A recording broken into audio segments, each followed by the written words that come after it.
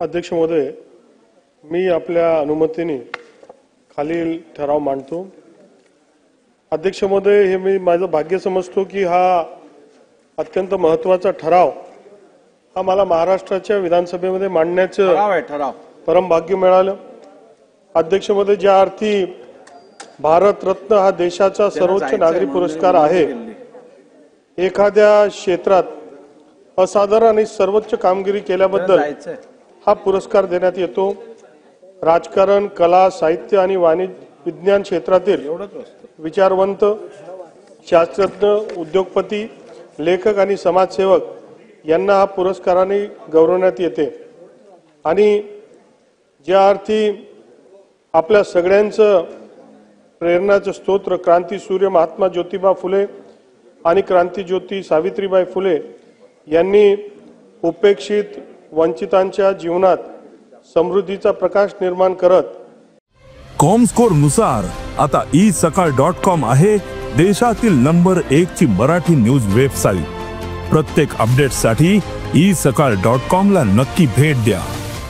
सामाजिक न्यायासाठी आयुष्य खर्ची घालून अस्पृश्यता निवारण आणि स्त्री शिक्षणासाठी संघर्ष केला आहे।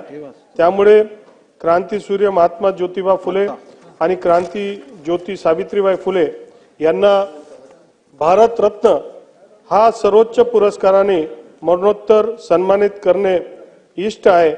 आणि त्या प्रयोजनार्थ राज्य विधिमंडळाच्या दोन्ही सभागृहाच्या मान्यता मिळाल्यानंतर असा प्रस्ताव भारत सरकारकडे पाठवणे इष्ट वाटते।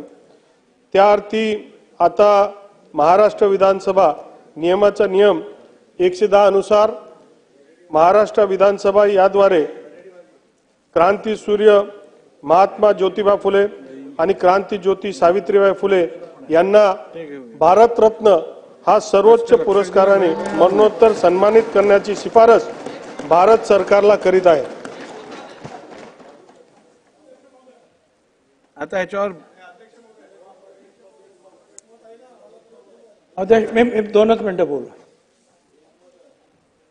अध्यक्ष महोदय,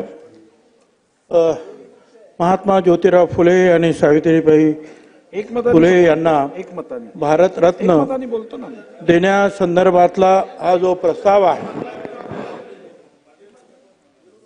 अध्यक्ष महोदय, त्याला मी पाठिंबा देतोय। परंतु एक गोष्ट मला इथे नमूद करायची आहे। महात्मा हे साधारणपणे आपण जर पाहिलं तर 2 महात्मा, एक महात्मा गांधी आणि एक महात्मा ज्योतिराव फुले, हे 2 महात्मा आहेत। भारत रत्न आहेत, अनेक भारत रत्न आहेत, पण महात्मा त्याच्यावरती आहे। महात्मा ही जनतेनं राष्ट्राने त्यांना दिलेली पदवी आहे, ती सर्व मान्य करण्यात आलेली आहे। याला मी विरोध करत नाही, पण हे करत असताना महात्मा फुल्यांचं महात्मा हे कुठे कमी होता कामा नये। खरं म्हणजे बाबासाहेब आंबेडकरांना सुद्धा आपण भारत रत्न दिलं, त्यांना ते विश्वरत्नच द्यायला पाहिजे काय। परंतु जे आहे महात्मा ज्योतिराव फुल्यांना भारत रत्न देताना आपण त्यांचं महात्म्य कमी करतोय का, हा पण विचार झाला पाहिजे। कारण मग महात्मा गांधींना आपण भारतरत्न का द्यायचं नाही हा विचार मनामध्ये येतो। आणि मग मागे जायचं असेल तर मग आणखीन मागे जाता येईल, त्यांना भारतरत्न का द्यायचं नाही। हे असे आपल्या देशातले जे आहेत, छत्रपती शिवाजी महाराज म्हटल्यानंतर छत्रपतीच, ते बाकीचं काय नाही काय। तसंच महात्मा ज्योतिराव फुले, महात्मा गांधी, क्रांतीवीर सावित्रीबाई फुले हे म्हटलं की संपला विषय। पण तरी सुद्धा शासनाने हा जो ठराव मांडलेला आहे त्याला मी विरोध करत नाही, पण हे करत असताना आपण सगळ्यांनी ही गोष्ट सुद्धा लक्षात ठेवणं आवश्यक आहे की आपण महात्मा गांधी आणि महात्मा ज्योतिराव फुले याच्यातलं महात्म्य जे आहे कुठे कमी होणार नाही याची काळजी आपल्याला घ्यायला पाहिजे। धन्यवाद। अध्यक्ष महोदय, सन्माननीय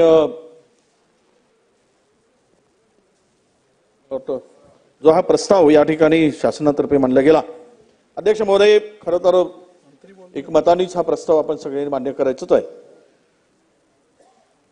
ही मागणी गेल्या अनेक वर्षाची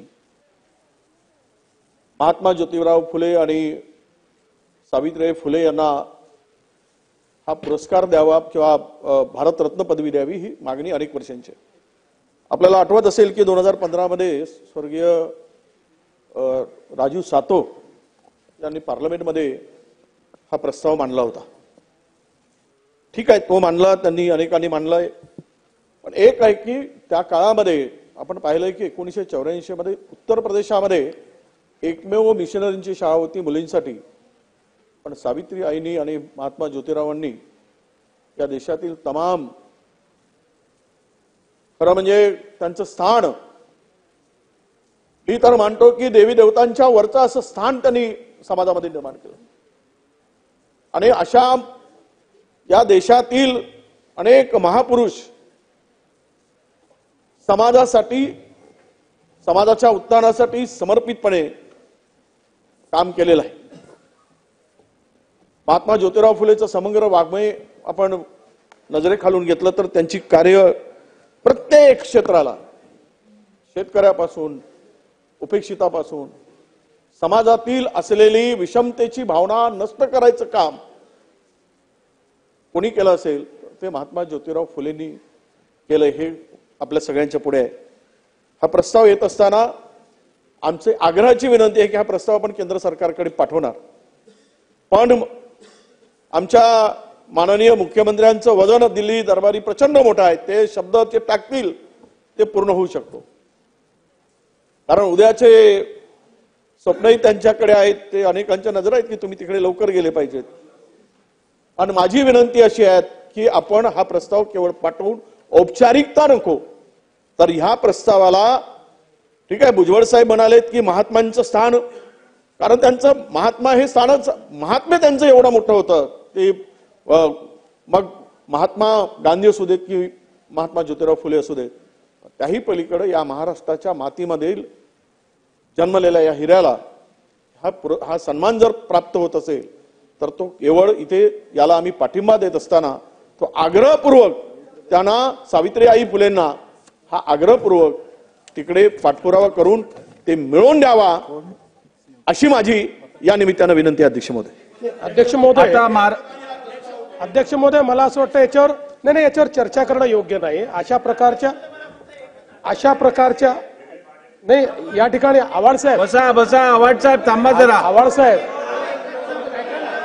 बसा, आव्हाड साहेब बसा, आपण अहो मुख्यमंत्री बोलतायत, आपण बसा, असं काय करताय? चल नाही,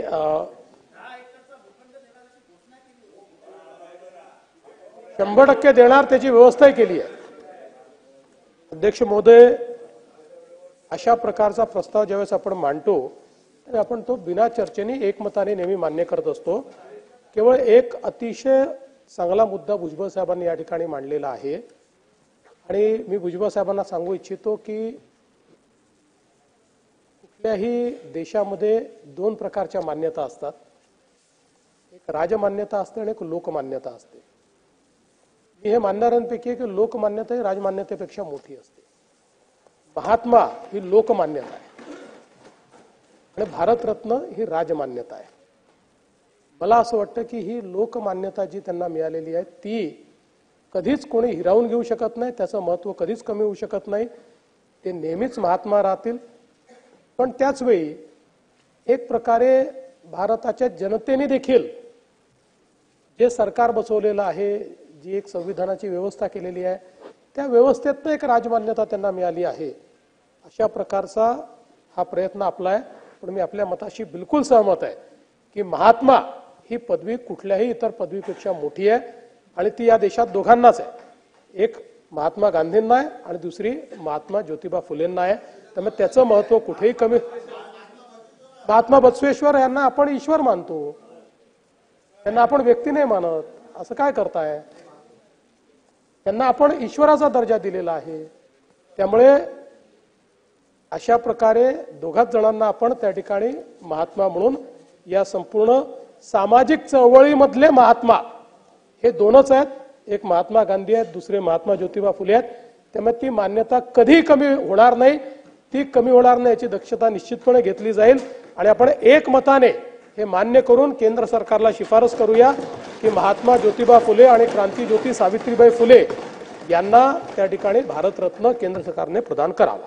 आता महाराष्ट्र विधानसभा नियमाच्या नियम 110 नुसार महाराष्ट्र विधानसभा याद्वारे क्रांतीसूर्य महात्मा ज्योतिबा फुले आणि क्रांतीज्योती सावित्रीबाई फुले यांना भारतरत्न या सर्वोच्च पुरस्काराने मरणोत्तर सन्मानित करण्याची शिफारस भारत सरकारला करीत आहे।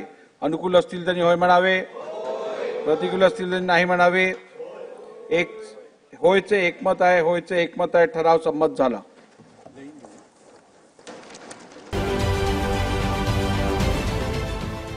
देश विदेशातील प्रत्येक घडामोडींचे लाईव्ह अपडेट मिळवण्यासाठी आता साम टीव्हीच्या सर्व सोशल मीडिया प्लॅटफॉर्मला लाईक, फॉलो आणि सबस्क्राईब करा। तसंच सर्व नोटिफिकेशनसाठी बेल आयकॉन प्रेस करायला विसरू नका।